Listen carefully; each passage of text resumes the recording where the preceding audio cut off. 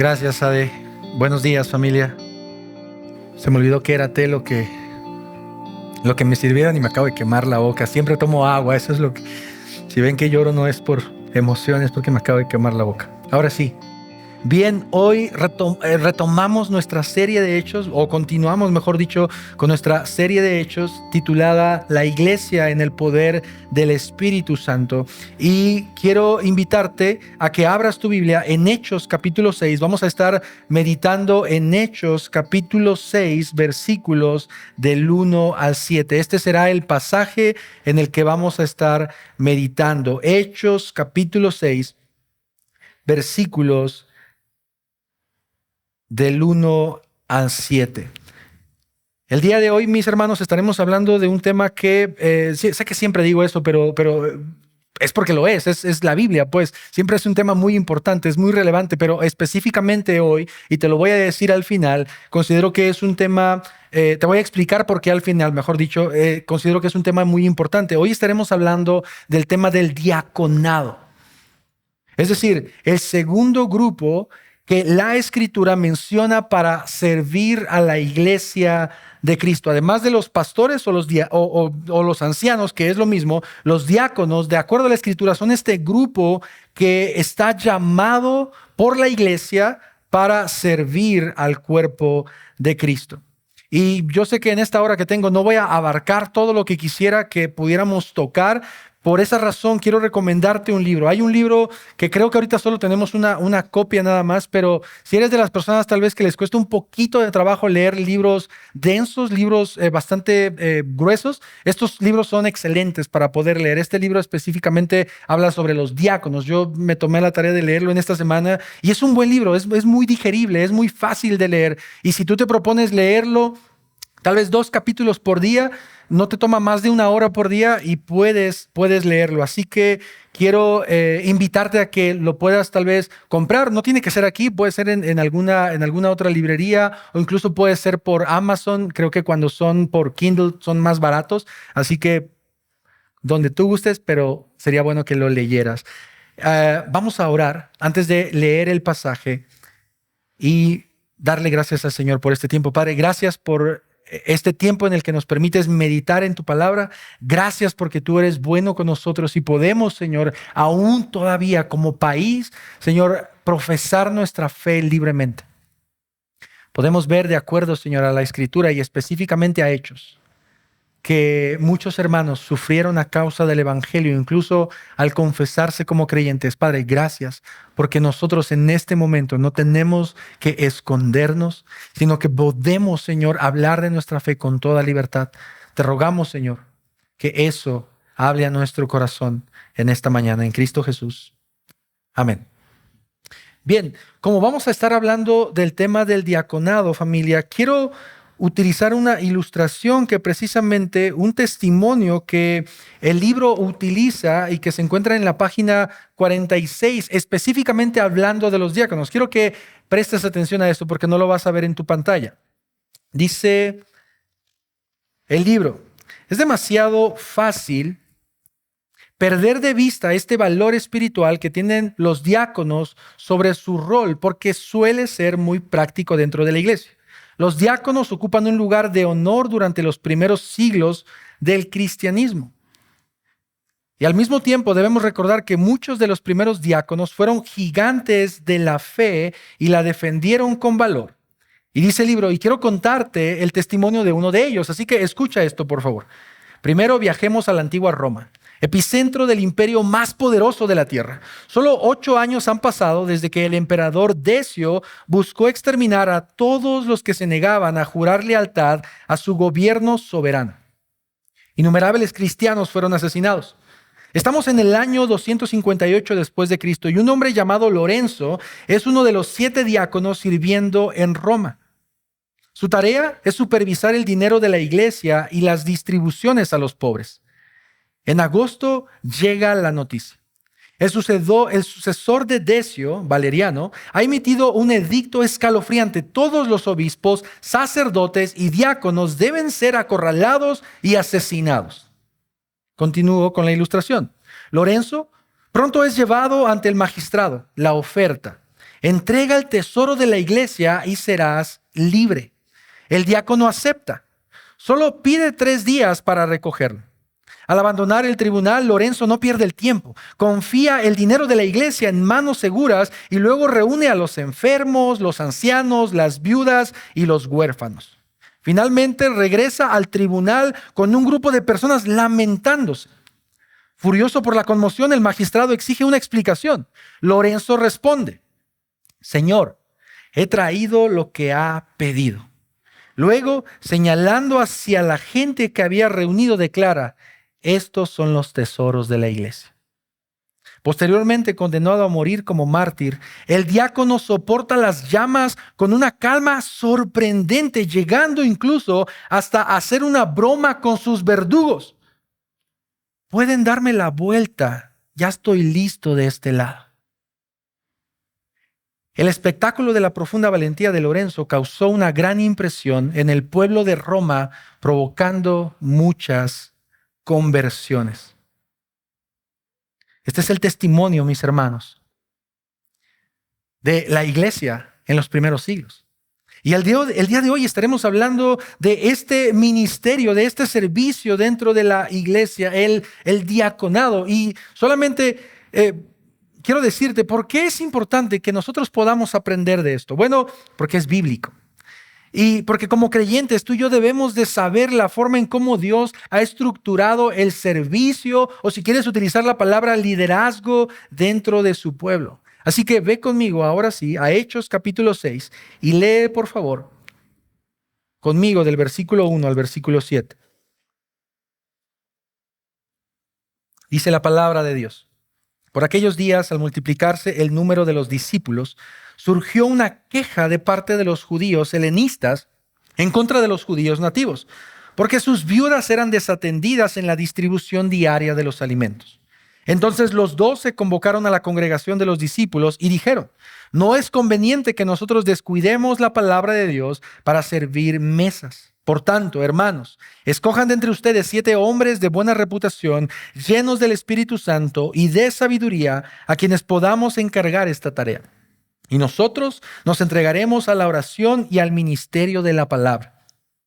Lo propuesto tuvo la aprobación de toda la congregación y escogieron a Esteban, un hombre lleno de fe y del Espíritu Santo, y a Felipe, a Prócoro, a Nicanor, a Timón, a Parmenas y a Nicolás, un prosélito de Antioquía.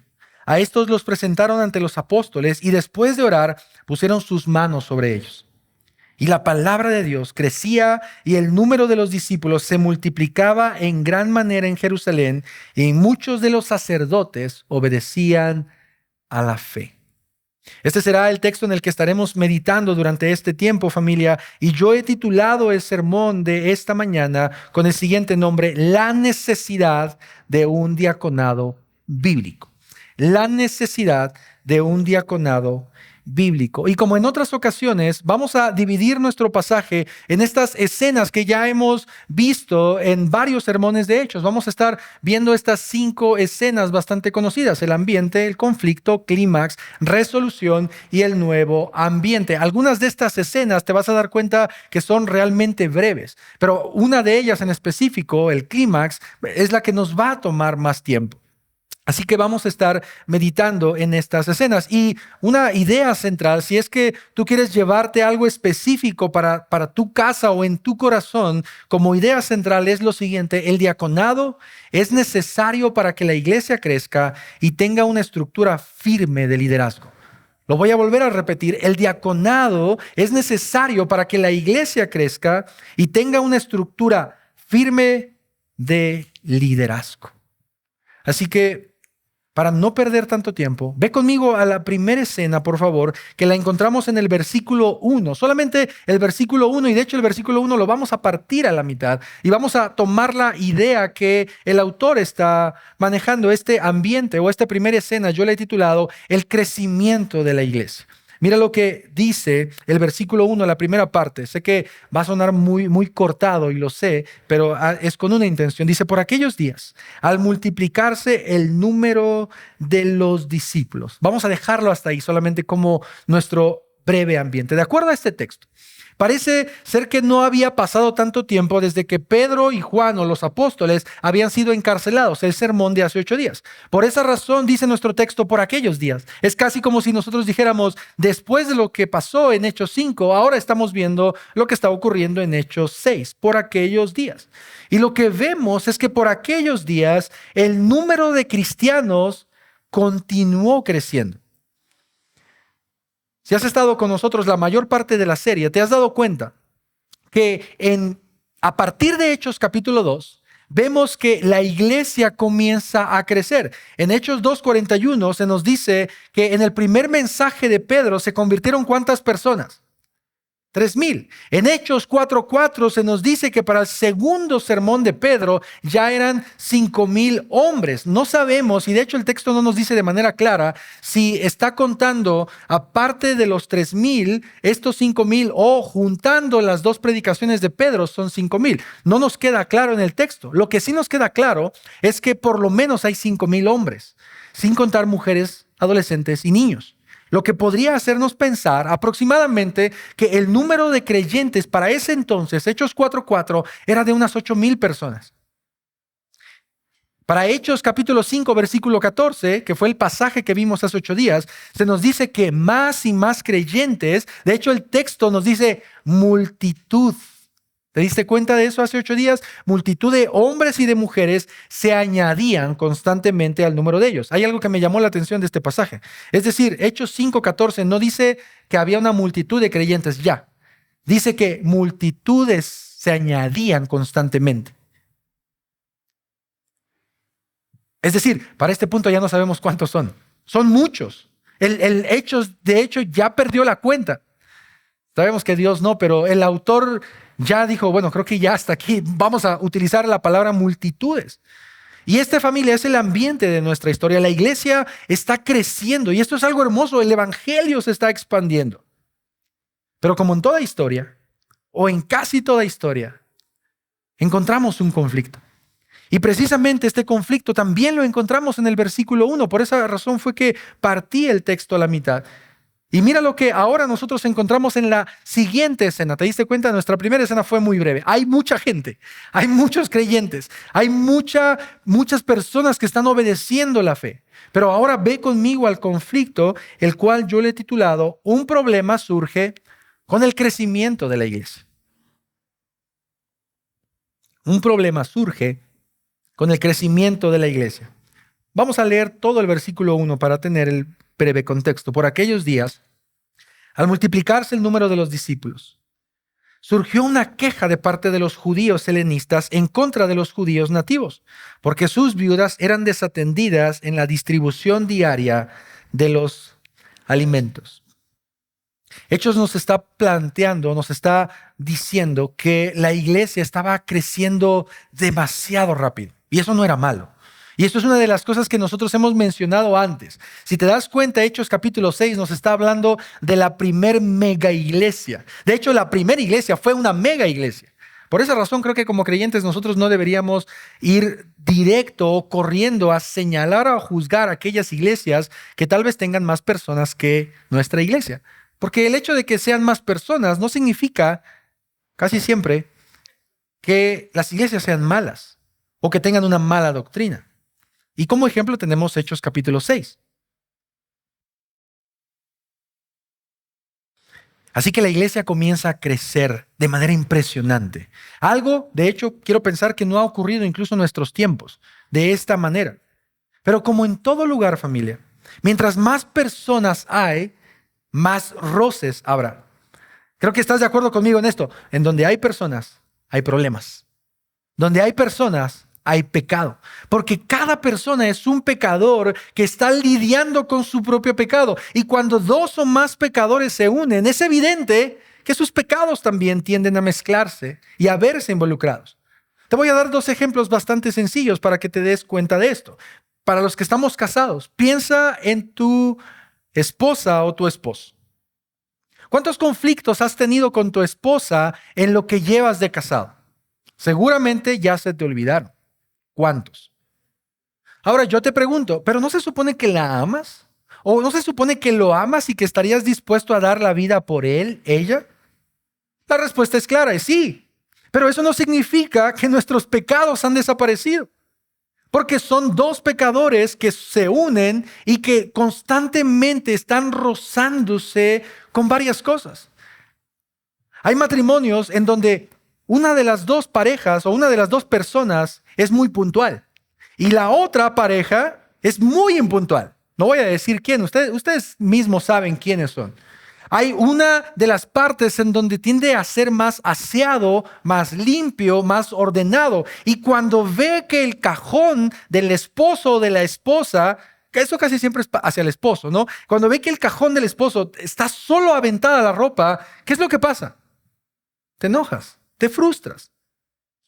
Donde hay más de dos personas, siempre hay conflicto. Te doy otro ejemplo. En Doxa aproximadamente somos 100 personas. Y estamos viendo que el número de hechos para ese entonces es miles. 15,000, 20,000, no lo sabemos. Ahora, nosotros en este momento no somos ni siquiera el 1% de la iglesia de aquel entonces. Y déjame preguntarte algo y sé muy honesto. Levanta la mano después de que te pregunte esto. En el tiempo que tú llevas aquí en Doxa, ya sea un mes, un año, 2 años, 5 años, por favor, levanta la mano si en algún momento has tenido un roce con alguien, un problema con alguien, alguien ha dicho algo que te ha molestado, el pastor te ha ofendido porque no te ha saludado o un hermano. Levanta la mano, por favor. Ayúdame con este ejemplo. ¿De verdad? ¿Tan poquitos somos? Yo estoy viendo varios que no han levantado la mano y que sé que han tenido problemas. No se hagan, por favor. O las levantan o los exhibo. Mis hermanos, somos pecadores. Y ahora, por favor, imagina una iglesia de miles de personas que de acuerdo a Hechos, capítulo 3, 4 y 5, convivían juntos, comían juntos, buscaban estar unidos la mayor parte del tiempo para meditar en la palabra, celebrar la comunión. Es decir, la probabilidad de roce entre ellos era mucho más alta que la probabilidad de roce entre nosotros. Nosotros nos vemos 1 o 2 veces cuando mucho. Ellos se veían todos los días. Y nuestro pasaje en este versículo nos está presentando un problema que se estaba dando entre dos grupos de hermanos.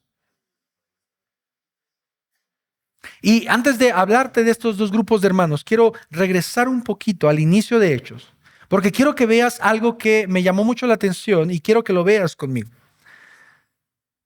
Desde el capítulo 2 de Hechos, el mensaje del Evangelio ha tratado de ser interrumpido constantemente, de una u otra manera. Cuando los apóstoles y los discípulos están en el Pentecostés y reciben el Espíritu Santo, hay personas que empiezan a burlarse de ellos. Y eso no es lo más grave. Cuando vamos a Hechos capítulo 3 y después Hechos capítulo 4, vemos que los apóstoles son encarcelados por primera vez. El mensaje del Evangelio, los opositores, mejor dicho, del Evangelio están constantemente poniendo trabas a los apóstoles. No solo eso. Tenemos el caso de Hechos capítulo 5 en donde dos personas, un matrimonio, trata de oponerse de alguna manera al evangelio al dar mal testimonio para la iglesia, Ananías y Zafira. Y después tenemos en el mismo capítulo de Hechos que por segunda vez los apóstoles son encarcelados. De hecho, hay algunos comentaristas que mencionan algo que me llamó la atención y dice lo siguiente. Ellos piensan que Satanás está constantemente buscando la forma en cómo el evangelio se detenga, porque no pudo detener a Cristo y su sacrificio.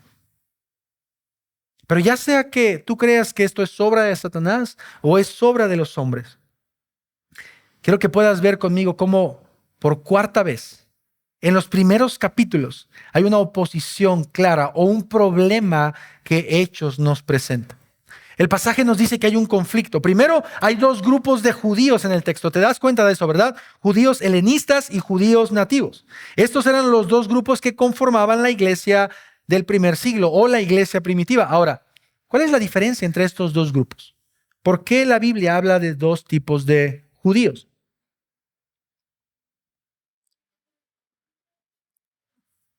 Bien, los judíos helenistas, mis hermanos, eran judíos griegos nacidos de padres judíos, pero en otras tierras.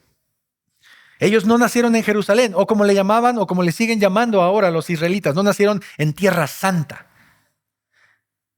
Estos judíos se caracterizaban por hablar mejor el griego que el hebreo o el arameo, y sus costumbres, como era de suponerse, eran más griegas que hebreas.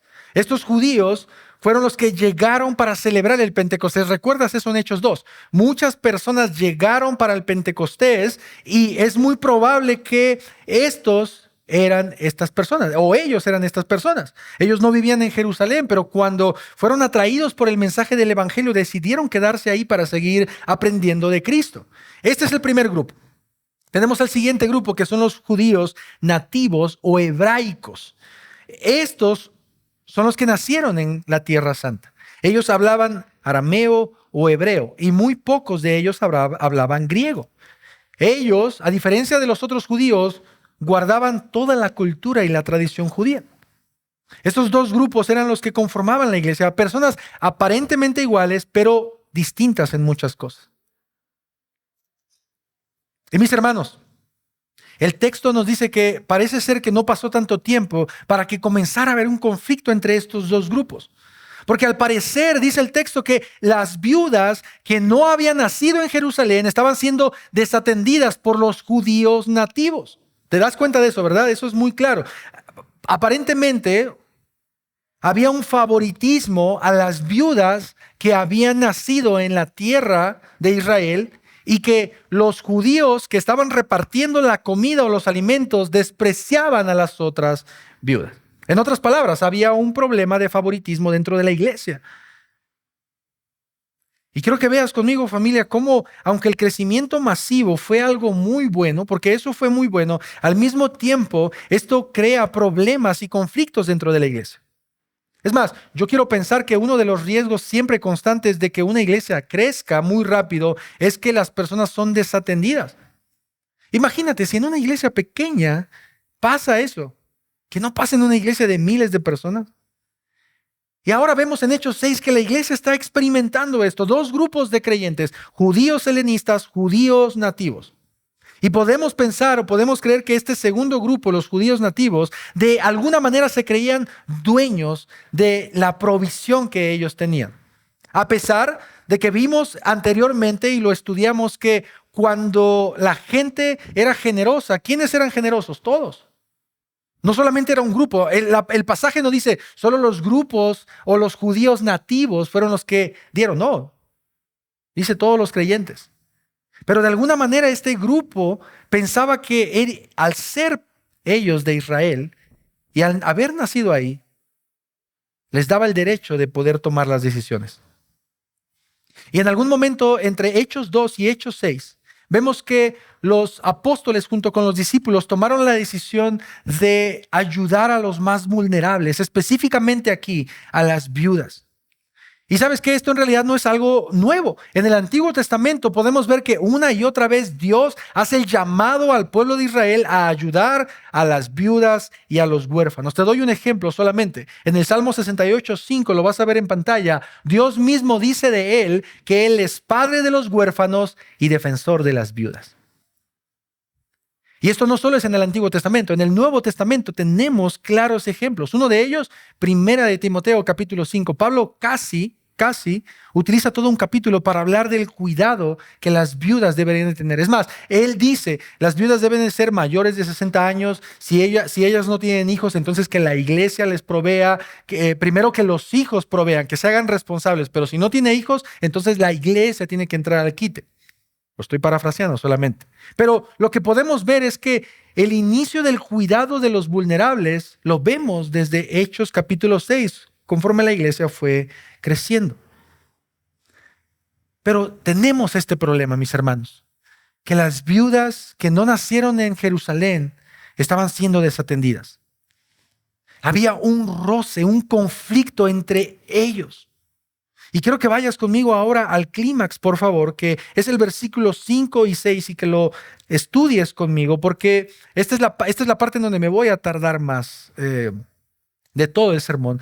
Y este clímax yo le he titulado Una propuesta para resolver el problema. Pero recuerda esto, hay un problema.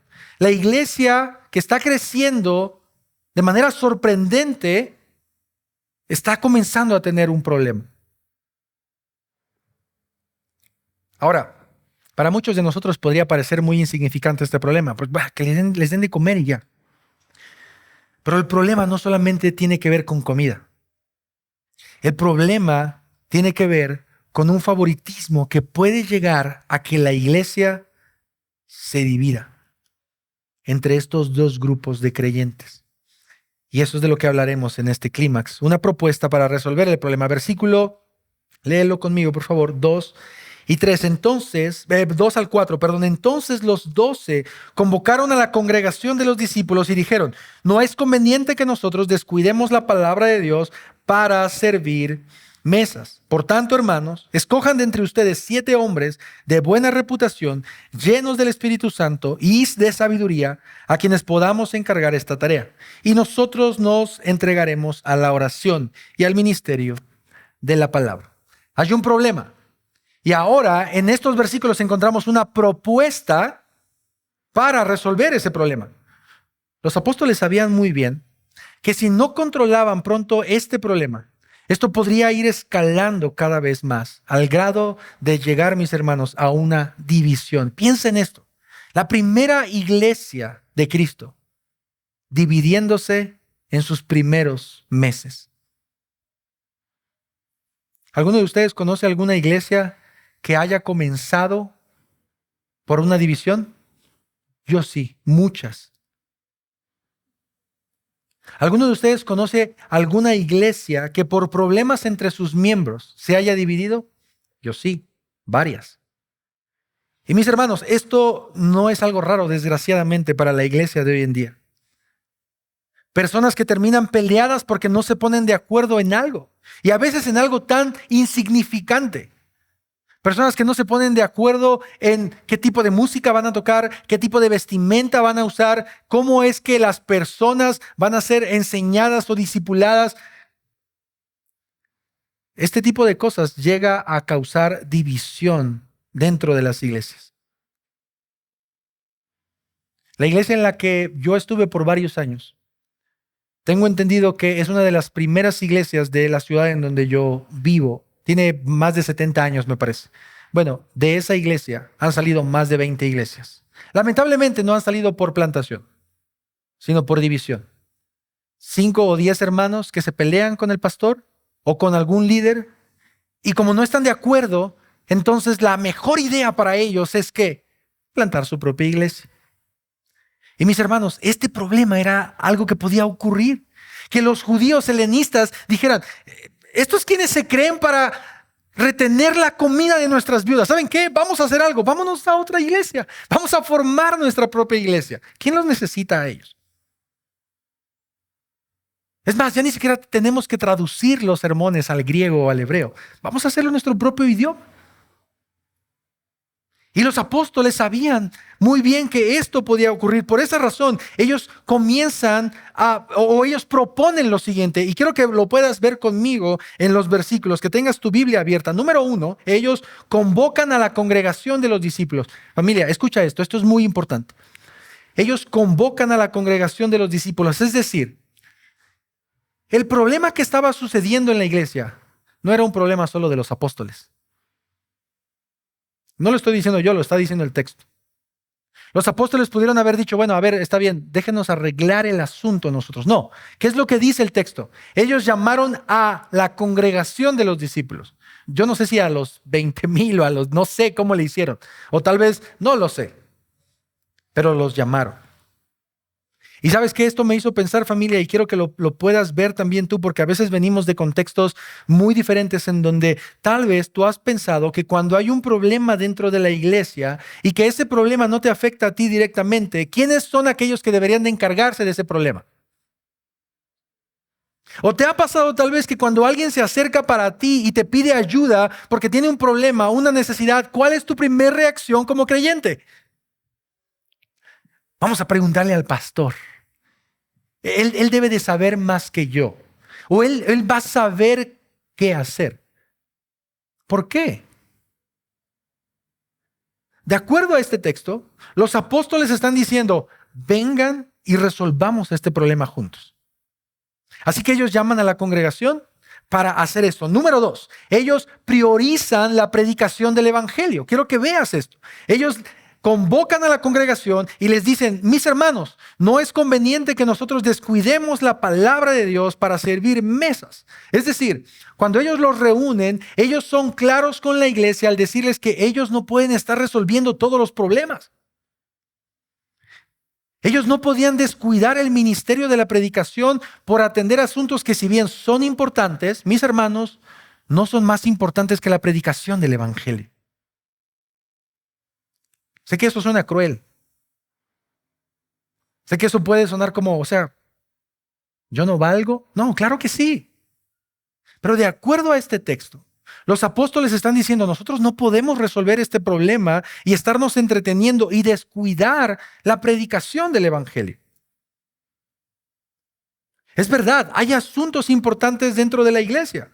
Pero, número 1, los apóstoles no eran los encargados de resolver cada problema que se suscitara en la iglesia. Y número 2, la predicación del evangelio, tienes que recordar esto junto conmigo, es la principal y mayor responsabilidad de los pastores aún hoy en día. Y mis hermanos, debemos entender esto, tú y yo, juntos como iglesia. Hay muchas cosas importantes dentro de la iglesia. Hay personas que necesitan ser visitadas, personas que necesitan ser aconsejadas en sus matrimonios. Hay hospitales que necesitan ser visitados o hermanos que tienen problemas desde hace tiempo y que no han podido resolver entre ellos. Pero ninguna de estas cosas puede o debe tomar el estudio y la preparación del mensaje de la palabra de Dios. Porque esto es aún más importante. ¿Sabes por qué, mis hermanos? Porque esto es el alimento de todos nosotros. Es el alimento espiritual. Es la palabra de Dios la que necesita ser expuesta lo mejor posible. Imagínate, si aún yo dedicándole, o Julio o Diego, tiempo, tú a veces te duermes. Imagínate que no le dedicáramos el tiempo. Imagínate que simplemente dijéramos: bueno, Señor, que tu Espíritu Santo me revele qué es lo que yo tengo que decir. Esto sería un caos. Y esto es algo que nosotros hemos enseñado antes, familia. Pero creo que es una buena oportunidad para recordarlo y decírtelo con mucho amor de nuestro corazón. El rol principal del pastor no es ser un mediador de problemas, mis hermanos. Tampoco es ser un consejero. Tampoco es ser el único que visite a los hermanos. Tampoco es el que sepa cómo resolver los problemas. El rol principal del pastor es predicar el evangelio. Porque eso es lo más importante para la salud espiritual de la iglesia. Y ¿sabes qué? En el momento en el que nosotros como pastores estemos escuchando más la voz de la iglesia en lugar de escuchar la voz de Dios, vamos a tener problemas. Te lo voy a decir una vez más. En el momento en el que nosotros seamos más expertos en escuchar la voz de la iglesia, en lugar de escuchar la voz de Dios, ¿sabes lo que va a suceder? Nuestros consejos hacia ti van a estar cargados de filosofía humanista. Van a estar cargados de échale ganas, de tú puedes. Y yo sé que eso no es lo que tu corazón necesita. Por esa razón, en amor te decimos, nuestro principal ministerio es la predicación del evangelio. Ahora, no estoy diciendo que la iglesia no debe ser escuchada o atendida, porque hay una necesidad real. Tampoco estoy diciendo que los pastores no deben de servir en nada más. Este texto pareciera ser que los apóstoles están diciendo: el servir mesas no nos corresponde. Pero no, eso no es lo que están diciendo. Y nosotros como pastores, quiero pensar que hemos tratado de dar el ejemplo que cuando se trata de servir dentro de la iglesia todos deben de meter las manos. No por ser el pastor, yo voy a simplemente hacerme a un lado y es que a mí solo me toca predicar. No importa quién seas, todos tenemos que servir a los demás y todos debemos ensuciarnos las manos de vez en cuando. Familia, no sabes cómo me molesta. Y aún antes de ser pastor, conocer a otros pastores que no meten las manos para nada. Incluso aquellos que se dicen siempre necesitar de un escudero o de un chaperón para que los atienda, para que cargue su agua o su Biblia. En serio, es algo muy molesto. Porque hay una mala comprensión de lo que significa servir a la iglesia. Dios nos ha puesto como servidores, diáconos. Esa es la palabra traducida. Así que no te estoy diciendo, familia, que los pastores no puedan servir. No estoy diciendo eso. Estoy diciendo que el principal ministerio del pastor es la predicación del evangelio. Así que estos apóstoles convocan a la iglesia, número uno. Número dos, priorizan la predicación del evangelio. Y ahora, algo que tal vez no te va a gustar tanto, delegan la responsabilidad a otros. Versículo 3, por tanto, hermanos, escojan de entre ustedes 7 hombres de buena reputación, llenos del Espíritu Santo y de sabiduría, a quien podamos encargar esta tarea. Nota conmigo que los apóstoles no dicen, está bien, déjenos arreglar el problema, vamos a buscar a 7 hermanos para que ustedes no tengan problemas. No, ¿qué es lo que dice? Escojan.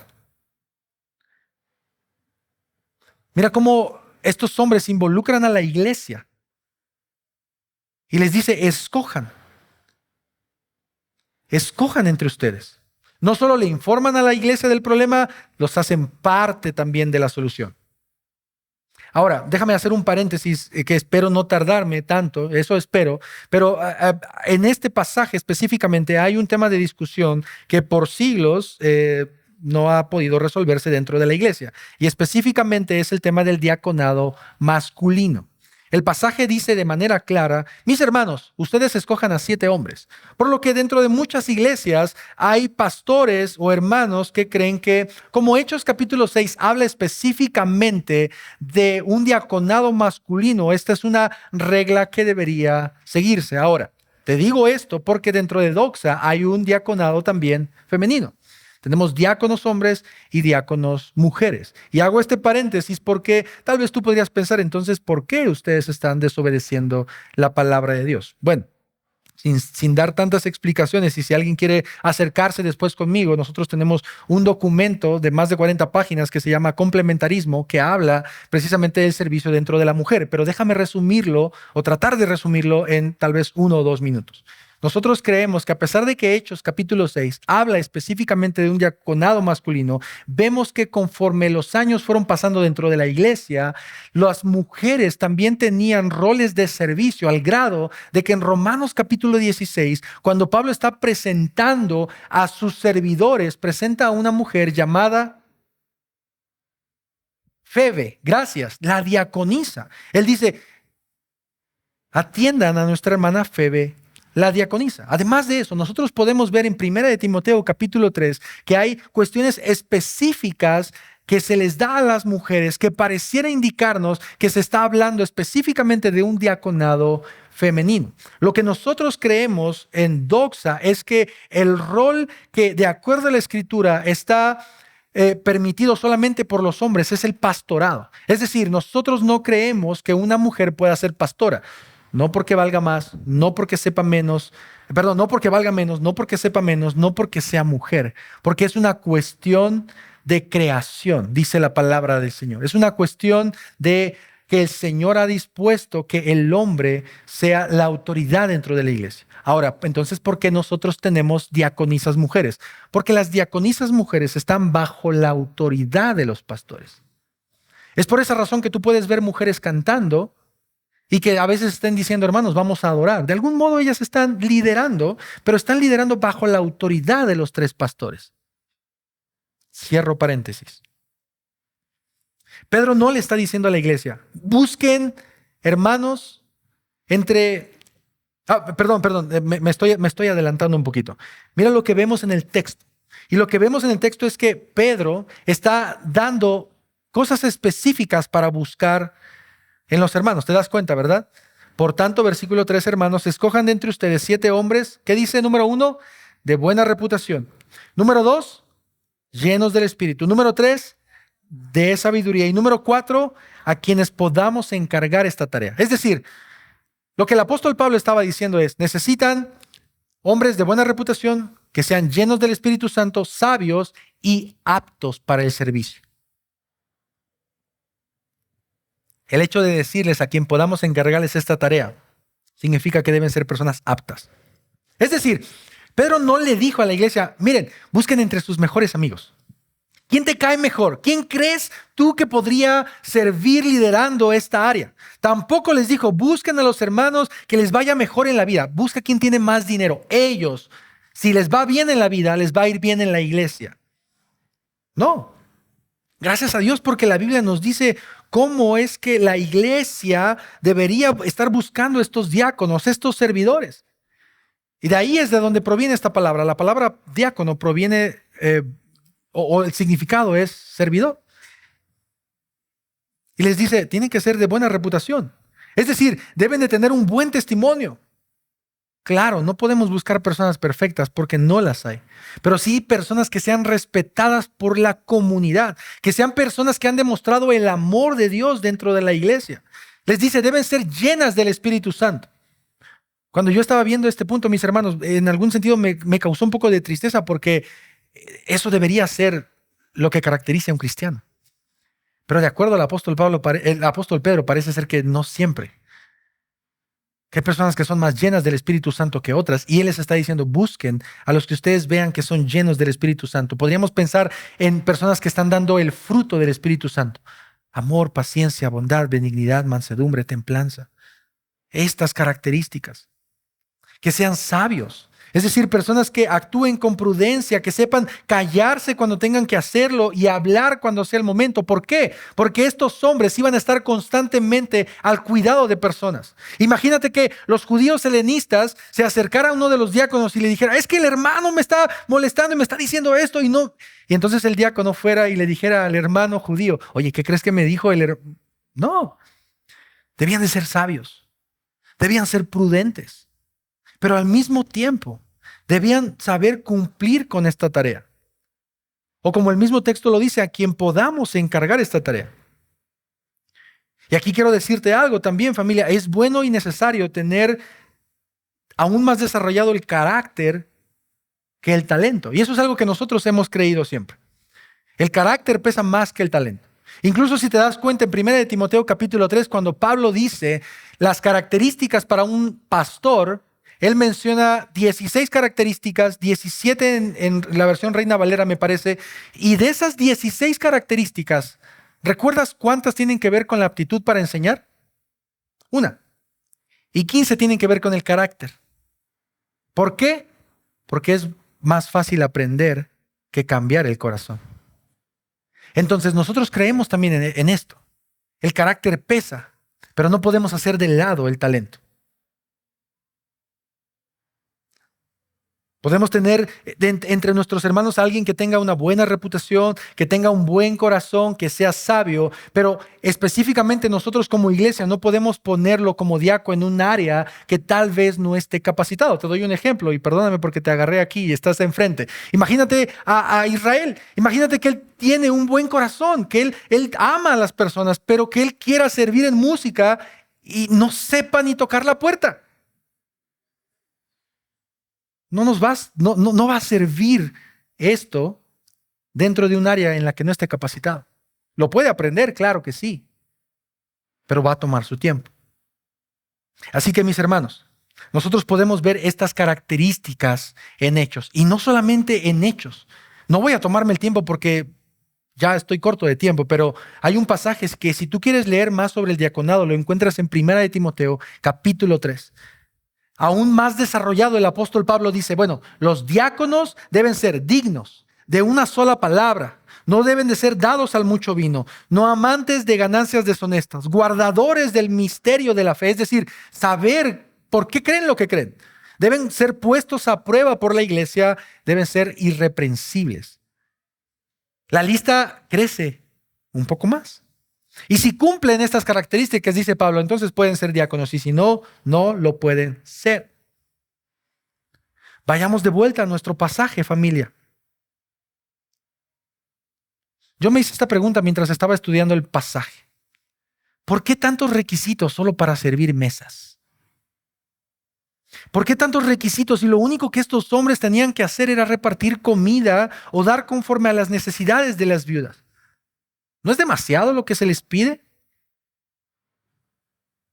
Mis hermanos, servir mesas en Hechos capítulo 6 va más allá de lo que uno podría pensar. Los apóstoles no solamente estaban buscando personas que sirvieran para repartir comida. Ellos estaban buscando hombres de buena reputación, llenos del Espíritu Santo, sabios y preparados, porque ellos serían los que ayudarían a resolver los problemas dentro de la iglesia.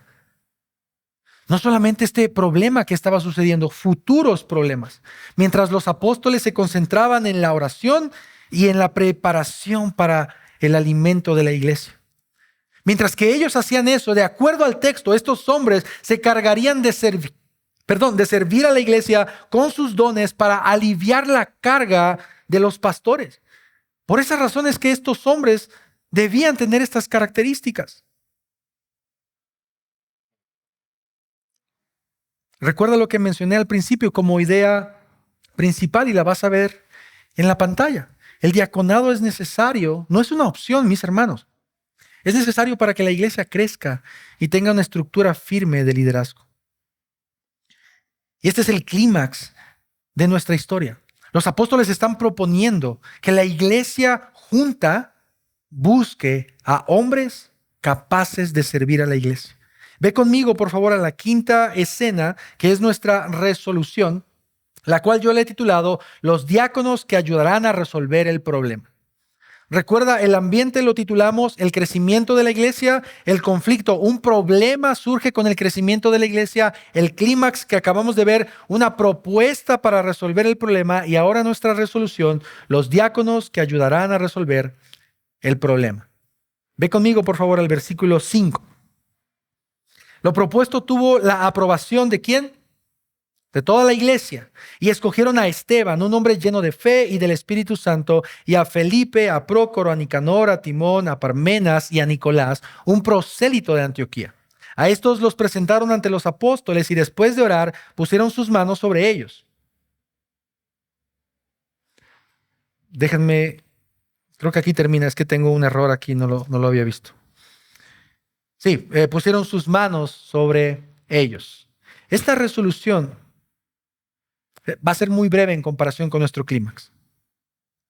Lo que los apóstoles propusieron fue aceptado por la iglesia y comenzaron a buscar entre sus hermanos. Y en realidad el texto no nos dice cuánto tiempo se tardaron, si fueron algunos días, semanas o meses, pero el texto nos dice que la iglesia tuvo éxito en su misión. Y encontraron a 7 hombres que cumplían con lo requerido para servir. Y aquí esto es lo que me impresiona de Hechos capítulo 6 y quiero que también te impresiones junto conmigo por lo que estamos a punto de ver. Primero tenemos un nombre que va a ser muy sonado en las siguientes semanas. Tenemos a un hombre llamado Esteban, que Hechos lo presenta como un hombre lleno de fe y del Espíritu Santo.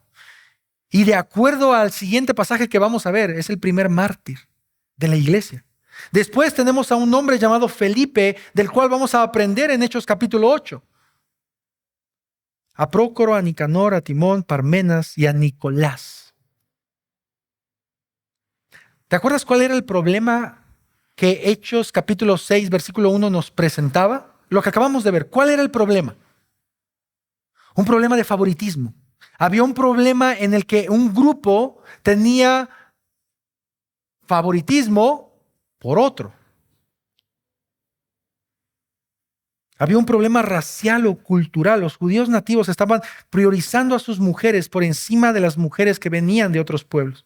Ahora, ¿por qué eso es relevante, mis hermanos? Sí, es increíble al pensar en estos nombres. Todos estos hombres tienen nombres griegos. Es decir, todos estos hombres son hombres judíos helenistas. Lo que eso significa, mis hermanos, es que de acuerdo al texto, 6 de ellos habían nacido de padres judíos, pero en otro lugar. Quiero que veas esto conmigo. En otras palabras, el problema que la iglesia tenía al dar preferencia a unos en vez de a otros, parecía que estaba desapareciendo, parecía que se estaba resolviendo. Porque ahora los diáconos o los servidores o los líderes, como quieras mencionarlo, en su mayoría eran la minoría de la iglesia. Pero no solo eso, mis hermanos, dentro de estos diáconos, el último nombre resalta de una manera increíble, porque el último nombre, que es el de Nicolás, dice que es un prosélito. ¿Y sabes lo que eso significa? Que es una persona gentil que se convirtió al judaísmo y después al cristianismo. Es decir, la iglesia judía tradicionalista Cuando vieron el problema que estaba sucediendo, no solo escogen a 6 judíos helenistas, escogen a un gentil. Yo sé que para nosotros eso no tiene tanto impacto como lo tiene para la iglesia primitiva, pero es increíble. Es increíble, mis hermanos. ¿Por qué? Porque eso solo lo puede hacer el Evangelio. Porque este cambio de perspectiva solo lo puede hacer el Evangelio. Los que antes habían sido despreciados ahora son puestos en lugares de honor para servir a la iglesia. E incluso cuando pensamos en la expansión del Evangelio, tú y yo podemos ver cómo Antioquía fue el primer lugar en donde el Evangelio explotó hacia los gentiles. Y yo no sé si Nicolás tuvo algo que ver, pero quiero pensar que sí. El problema de favoritismo de la iglesia está desapareciendo. Ahora la iglesia misma ya no veía culturas ni nacionalidades. Ahora ellos veían el carácter y el corazón. ¿Qué fue lo que Pedro les dijo que buscaran? ¿Tienen que ser 6 judíos nativos? No. Tienen que tener el Espíritu Santo, tienen que ser sabios, tienen que tener un buen testimonio. Esto es increíble, mis hermanos, porque esto es lo que el Evangelio está haciendo en la vida de las personas. Y quiero que vayas conmigo a la quinta y última escena, en la cual es nuestro ambiente, nuestro nuevo ambiente, el que yo he titulado El resultado del buen diaconado dentro de la iglesia. El resultado del buen diaconado dentro de la iglesia. Este ambiente o nuevo ambiente será también muy breve. La iglesia estaba creciendo. El crecimiento trajo un problema. Los apóstoles propusieron una solución. Los discípulos buscaron a los diáconos que les iban a servir. Dice la palabra del Señor que los apóstoles, últimos versículos, estuvieron de acuerdo. Esto es importante también. Si te das cuenta, los discípulos fueron quienes lo buscaron, pero los apóstoles fueron los que dieron la confirmación. ¿De qué modo? Al imponer las manos y al orar por ellos. Es decir, los apóstoles en última instancia dijeron, estamos de acuerdo con su propuesta. Y mira lo que sucede ahora en nuestro nuevo ambiente. Versículo 7, y la palabra de Dios crecía y el número de los discípulos se multiplicaba en gran manera.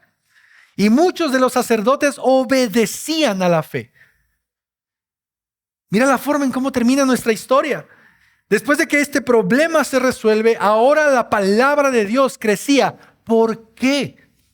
Porque los apóstoles no estaban entretenidos y absorbidos en resolver los problemas. Porque los apóstoles no estaban absorbidos en tratar de que hubiera una paz entre los judíos. No, ellos estaban encargados en predicar el evangelio, mientras que los diáconos estaban encargados en cuidar a la iglesia, en servir a las mesas, en atender a los hermanos. ¿Cuál es el resultado? La iglesia crece aún más. De por sí ya era grande. Imagínate ahora, se multiplicaba en gran manera en Jerusalén.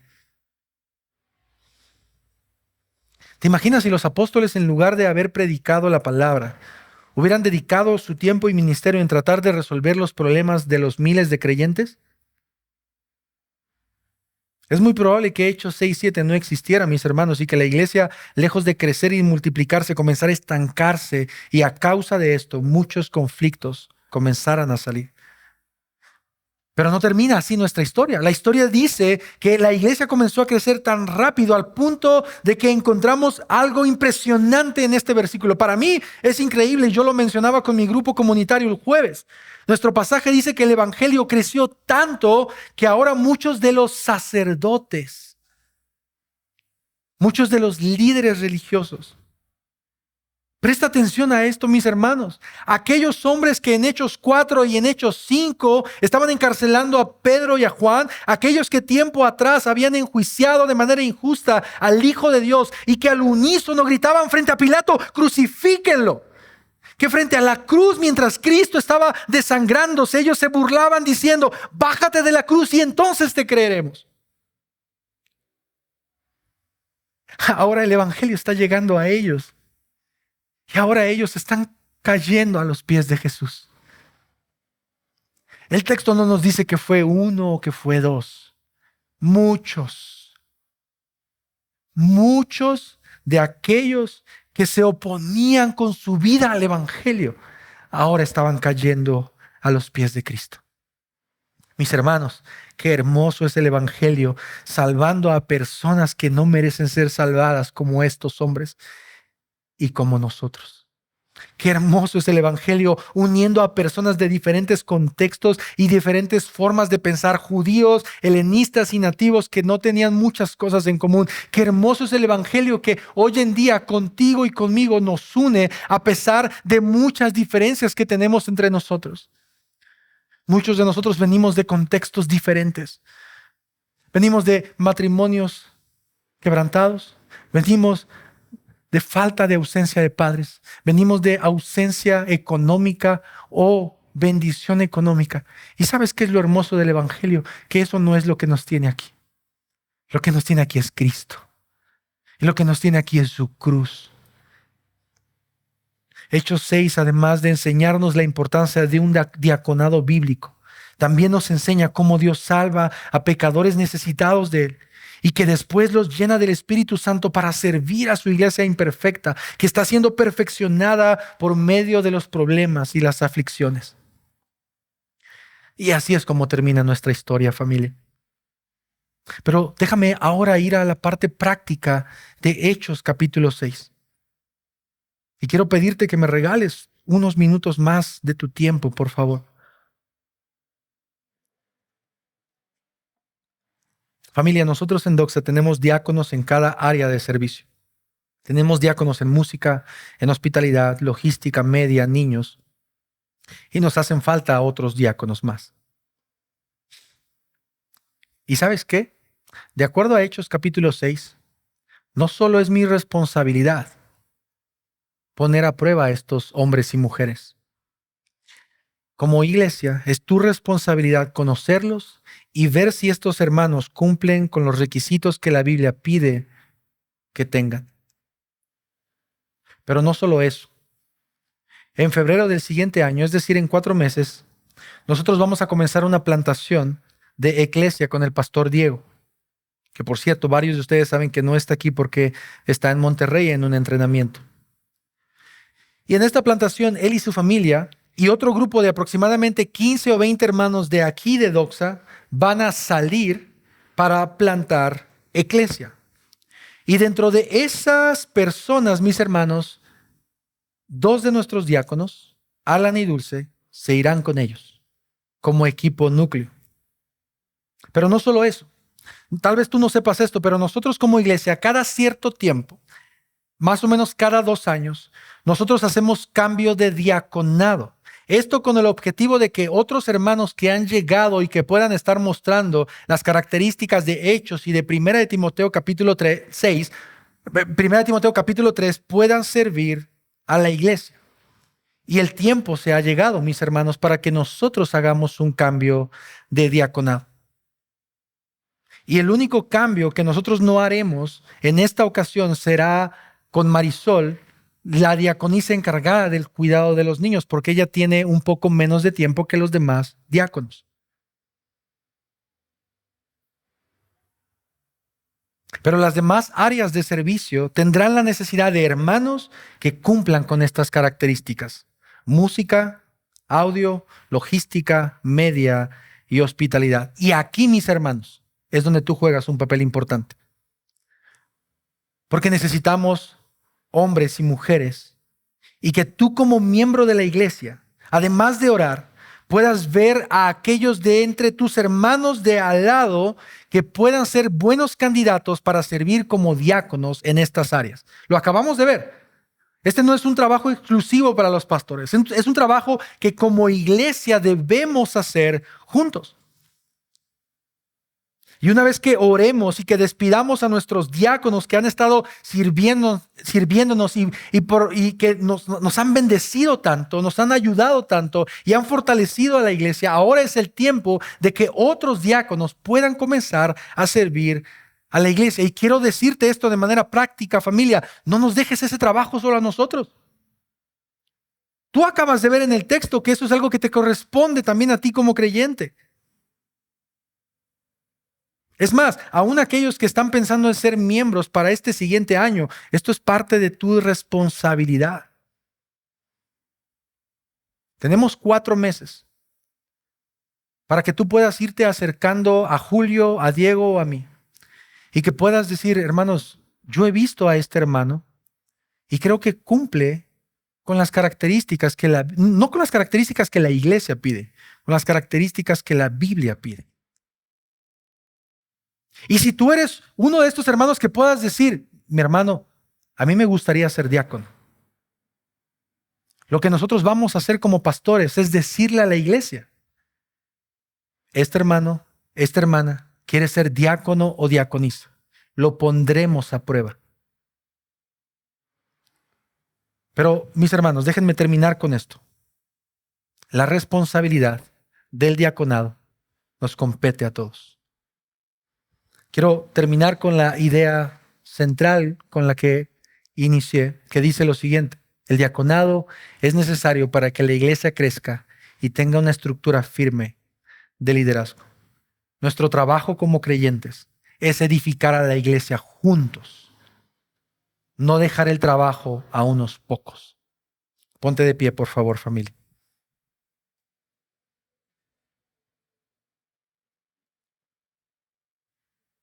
Si tú eres miembro de la iglesia y con esto que acabo de decir sientes que el Señor de alguna manera te está llamando a servir, si tú ya perteneces a un ministerio, porque eso es importante también, mis hermanos de hospitalidad, su trabajo será ver entre los hermanos de hospitalidad quién puede cumplir con estas características. Nuestros hermanos de media, nuestros hermanos de alabanza, nuestros hermanos de cada área tienen ese trabajo. Y después de que ustedes propongan a alguien, nosotros como pastores oraremos y meditaremos si esta persona es la persona indicada.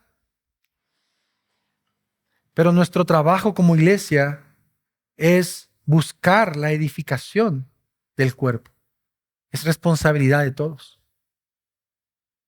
Y si tú a lo mejor ahorita estás sintiendo, Señor, ¿seré yo?